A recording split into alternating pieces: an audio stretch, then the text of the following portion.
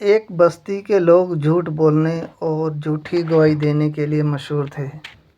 اس بستی کے ایک مرد اور عورت نے خفیہ طور پہ نکاح کر لیا۔ نکاح یقیناً شریعت کے مطابق تھا۔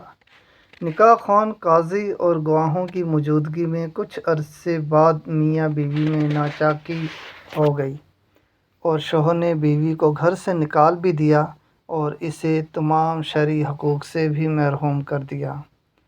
خاتون شہر کے قاضی کے پاس مقدمہ لے کر گئی اور بتایا کہ شوہر نے گھر سے نکال دیا ہے۔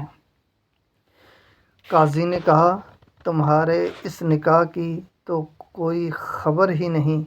خاتون نے کہا، جناب، ہمارا نکاح بالکل شریعت کے عین مطابق ہوا۔ قاضی نے پوچھا، کوئی گواہ؟ جی قاضی صاحب، 2 گواہ بھی تھے، ان ہی کی موجودگی میں یہ نکاح ہوا تھا۔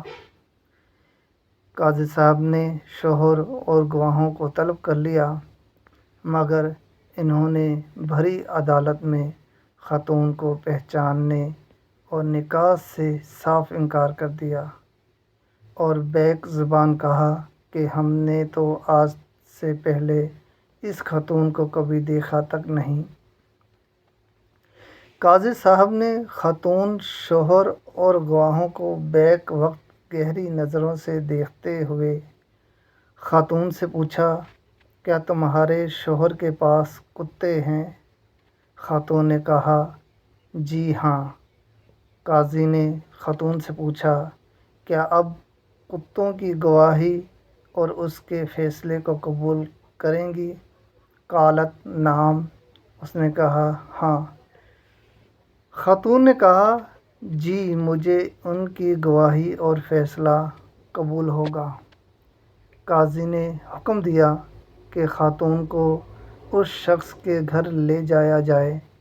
اگر وہ اس خاتون کو دیکھ کر اجنبی جان کر بھونکنے لگے تو یہ عورت جھوٹی ہے، اور اگر وہ کتے خاتون کو دیکھ کر گھر کا فرد سمجھ کر خوش ہوں اور اس کا استقبال کریں تو خاتون کا دعویٰ درست اور شوہر اور گواہ جھوٹے ہیں، اور یہ خاتون گھر کی مالکن ہے۔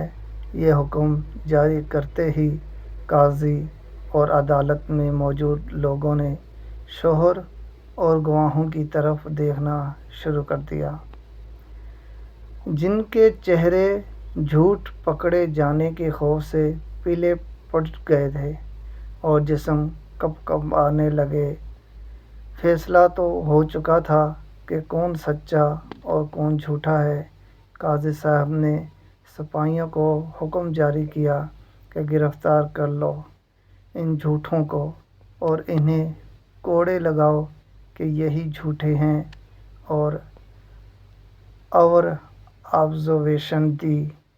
بدترین بستیاں ہیں وہ جن کے باشندوں سے زیادہ ان کے کتے سچے ہوتے ہیں۔